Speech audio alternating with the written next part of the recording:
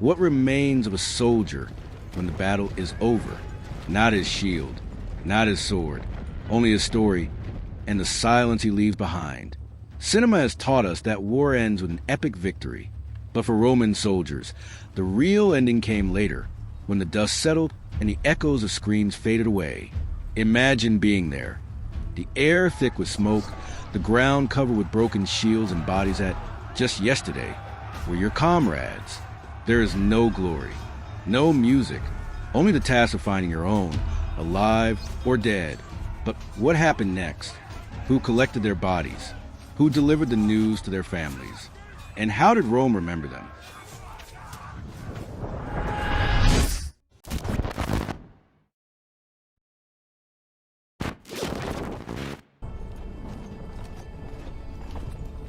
To understand the death of a soldier, we must first know his life, his sacrifices, his fears, and what he left behind.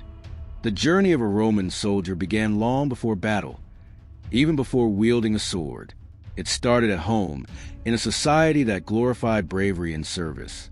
From a young age, future soldiers grew up hearing stories of great generals and military exploits. But dreaming was not enough to become part of the legion. One had to survive. Recruitment electus selected only the fittest, men between 17 and 20 years old, healthy, strong, and with an unbreakable spirit. There, before their superiors, they took the sacramentum, a sacred oath of loyalty to Rome. One that, once sworn, became more important than life itself. But that was only the beginning. Roman training was brutal and relentless. Recruits marched up to 30 kilometers a day, carrying 20 kilos of gear. They trained with wooden swords heavier than real ones to strengthen their arms and practice hand-to-hand combat without rest. They were taught to build fortifications, dig trenches, and set up camps in record time. Military life was not just about war. It was about endurance, discipline, and survival. In the Roman army, true family was not always the one by blood. It was the one that slept by your side. Soldiers lived in small groups of 8 men, called a contubernium. This unit shared everything: a tent, a mule to carry supplies, and most importantly, a life of danger and sacrifice. These men became brothers. They cooked together, patrolled together, and in battle, they fought shoulder to shoulder. But loyalty extended beyond the battlefield. If a member of the contubernium fell, his comrades ensured his body was recovered, his belongings were protected, and if possible, his family was informed. Sometimes, they even paid out of their own pockets for a proper burial. A contubernium was not just a military unit. It was a pact. If you fall, I will tell your story. Despite the hardships of military life, soldiers did not disconnect from their roots. Though the army officially forbade marriage during service, many formed deep bonds with local women and, in practice, created families. After 25 years of service, with Roman citizenship guaranteed, they could formalize those ties. Communication with loved ones was vital. Authentic letters, like those found at Vindolanda, reveal the humanity behind the uniform. One of them, written by a soldier to his family, read, "I send you this small gift and hope that, upon receiving it, you are well. I am well. Greet my mother and take care of my father." These messages, simple yet filled with emotion, remind us that behind every shield and helmet was a son, a brother, a father, a life that someone was waiting to return home. Camaraderie among soldiers also had an economic aspect. Associations known as collegia existed, where soldiers contributed small sums of money to cover funerals or support families if one of them died. This solidarity system was, in many cases, the only way for a soldier to receive a dignified burial. Thus, the life of a Roman soldier was a mixture of discipline, danger, and deep human connections. They were not war machines. They were men with aspirations, affections, and one longing above all: to return home with honor or to be remembered with dignity. And when death came, what they truly lost was not life, but everything they loved and left behind.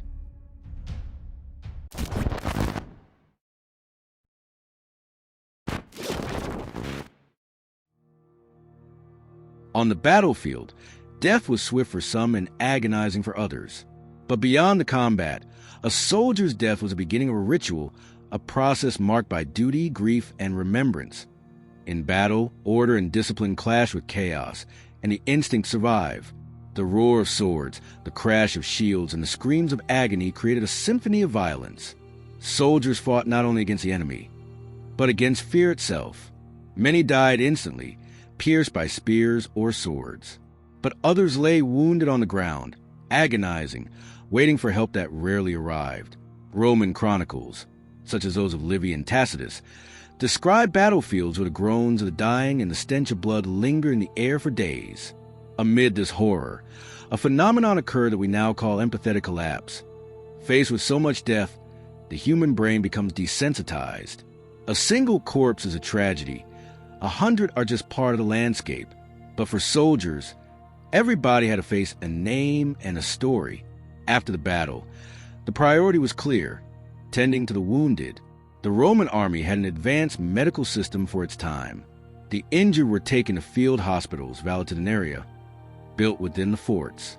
There, military surgeons performed amputations, extracted arrows, and treated wounds with vinegar to prevent infections. Many of these doctors were Greek slaves, renowned for their medical knowledge, and they used surprisingly modern surgical instruments: scalpels, forceps, and saws. However, for many soldiers, the hospital was not a place of healing, but the last place they would breathe. Once the wounded had been attended to, a grim task began: retrieving the dead. This was not only a sign of respect, it was a military and religious duty.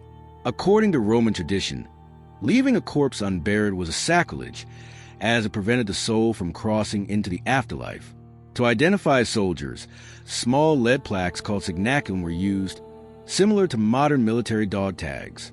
These contained the soldier's name and legion. If possible, the body was recovered and delivered to his comrades, or, in rare cases, to his family. The remains were recorded on wax tablets, noting the place and cause of death. This meticulous bureaucratic system ensured that no soldier died as an anonymous number. At times, bodies were retrieved under enemy fire, an act of heroism and loyalty. If a body could not be recovered, the contubernium improvised a monument, a small pile of stones or a cenotaph, a symbolic altar to remember him. The words of historian Polybius reveal the emotional weight of these moments. It is not the enemy who causes the most pain. It is seeing your brother on the ground and being unable to save him.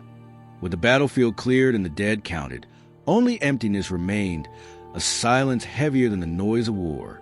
For the surviving soldiers, each fallen comrade was a reminder of their own fate and of an undeniable truth.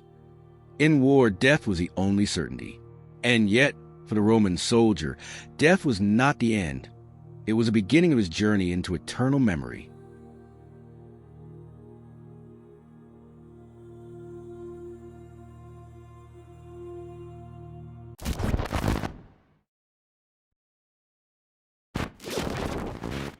When a Roman soldier fell, his death did not only resonate on the battlefield, its echo reached homes, crossing miles, bureaucracy, and broken hearts. In the Roman army, death was not just a tragedy. It was an administrative matter.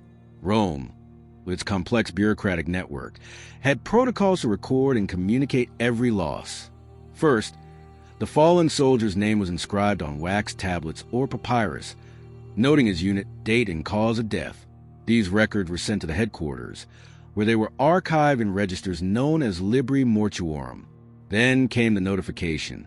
If the soldier had a family, the news was delivered by military messengers. In some cases, the contubernium, his closest comrades, wrote to the family, adding personal words alongside official Roman formalities. A real example of this practice is a famous letter found in Vindolanda, a simple yet heartbreaking message from a fellow soldier to the wife of a fallen comrade. "Your husband fought bravely. He did not suffer. We buried him as a brother." In Roman society, a soldier's death was more than a personal loss. It was a public wound. Mourning, luctus, was expressed with solemnity and visible symbols. Family members wore black or gray and covered their head with their toga, a gesture of mourning and reflection. Women expressed their grief with loud cries and lamentations. A tradition that, for Romans, was not seen as exaggeration but as an audible tribute to the soul of the deceased. Some families commissioned wax masks, imagines maiorum, preserving the face of the fallen soldier for future generations. The contubernium, the soldier's true military family, did not end their duty with battle. If a soldier died, his brothers-in-arms took care of everything, from sending his belongings to his family to financing his funeral if necessary. Additionally, military associations called collegia militum functioned as mutual aid societies. If a member died, the collegia used communal funds to cover burial expenses and send financial compensation to the soldier's family. A soldier's death was not only an emotional loss, but also an economic one. To mitigate this impact, the Roman state provided financial compensation for the family, equivalent to several years' wages. In some cases, land grants to the soldier's heirs. If the soldier was an auxiliary, a foreign soldier, his death guaranteed Roman citizenship for his family. These measures not only helped the families, they also maintained the morale of the living soldiers, who knew that if they fell, Rome would take care of their loved ones. Roman mourning did not end with the funeral. The memory of the soldier was preserved through epitaphs, monuments, and annual rituals, such as the parentalia, celebrations in honor of the dead. A touching example is the tombstone of a legionary found along the Via Appia. Here lies Marcus Fabius, loyal son, brave soldier. He lived 32 years, served 15, loved and was loved. May the earth be light upon you. Sit tibi terra levis. In every notification letter, in every tear shed, and in every monument erected, the human story behind war was woven together. A soldier's death was not just the end of a life. It was the beginning of a memory. Because in Rome, to die in battle was not to disappear. It was to remain forever in the memory of those who remained.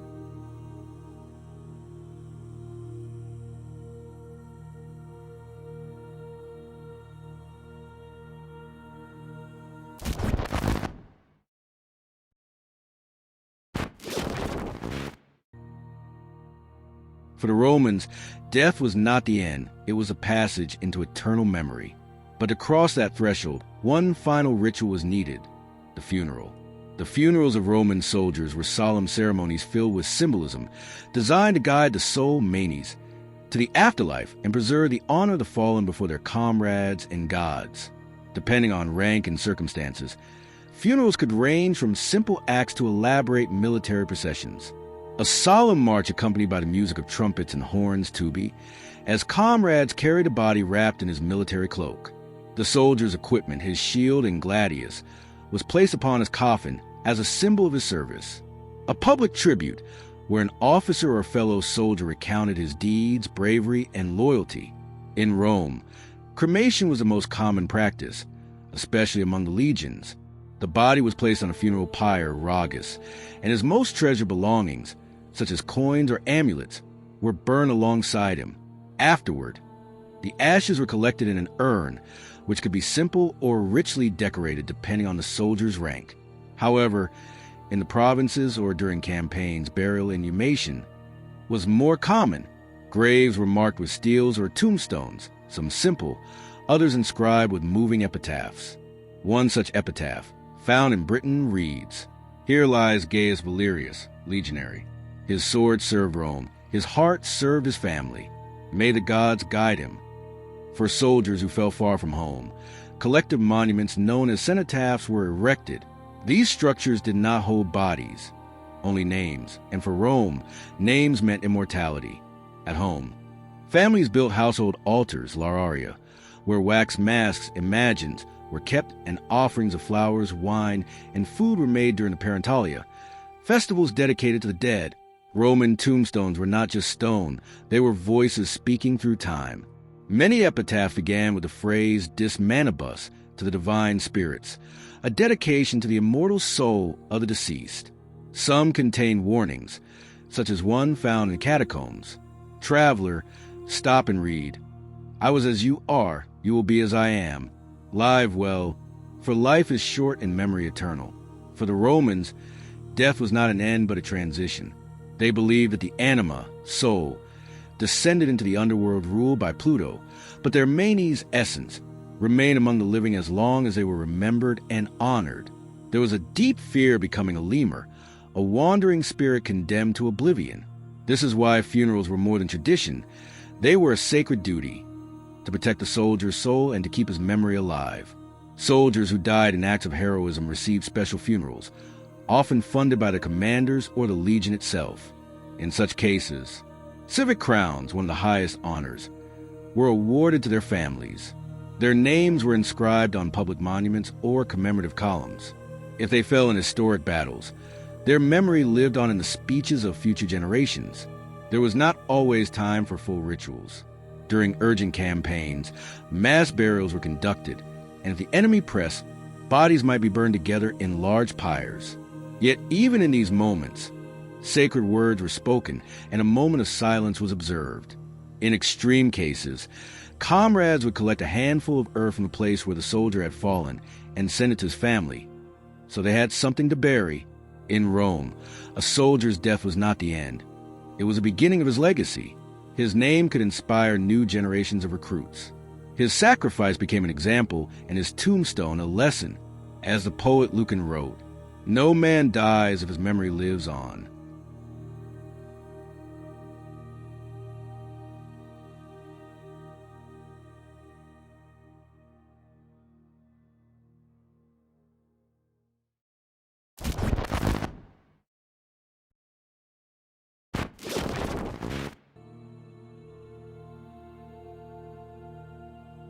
A Roman soldier did not die alone on the battlefield. His death resonated in his family, his community, and the memory of Rome itself. But what remained after his sacrifice? In the Roman mindset, death in battle was the most honorable way to die. This belief was reinforced from childhood through myths and examples. From Romulus, who built Rome after the death of his brother, to heroes who prefer to fall in combat rather than live in dishonor. This obsession with honor and remembrance created an eternal cycle. Soldiers died for Rome. Rome honored them with monuments and stories. Those stories inspired new soldiers, willing to die for Rome. Thus, a soldier's death did not just feed history. It built the identity of an empire. The rituals, monuments, and memories of Roman soldiers did not die with the empire. They survived in our culture. Today, plaques bearing the names of fallen soldiers, triumphal arches, and tombs of the unknown soldier are direct echoes of those Roman traditions. The very concept of dying for one's country, pro patria mori, was immortalized in poetry and became a military ideal for centuries. The sacrifice of a Roman soldier did not end with his death. It lived on in the tears of his family, in the tribute of his comrades, and in the stones that Rome erected in his honor. But above all, it lived in memory. For the Romans, the greatest fear was not death. It was being forgotten. And as long as someone spoke his name, as long as someone read his epitaph, the soldier continued to fight against time and to win. For to die is human, but to be remembered is eternal.